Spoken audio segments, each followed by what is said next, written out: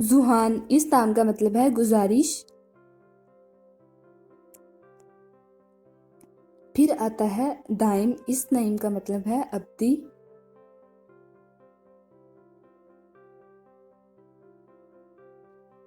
जुबाब इसका मतलब है छोड़ना। हयाम इस नाम का मतलब है तमन्ना। यसाल इसका मतलब है चमकती आंखें। हाजिब इस नाम का मतलब है गरो।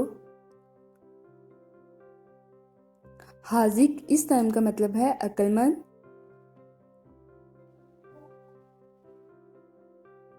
जुनेद इस नाम का मतलब है इबादत गुजार।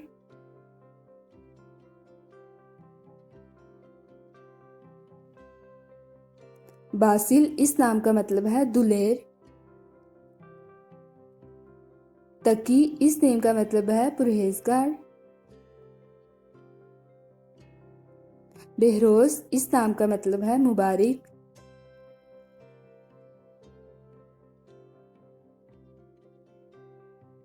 बुरहान इस नाम का मतलब है मोहब्बत। बसाम इस नाम का मतलब है बहुत मुस्कुराने वाला। हशाम ये बहुत खूबसूरत नेम है और इसका मतलब है शान शौकत। ज़याम इस नाम का मतलब है मर्तबा। सो वीडियो अच्छी लगी है तो प्लीज़ खूब सारा लाइक कीजिए।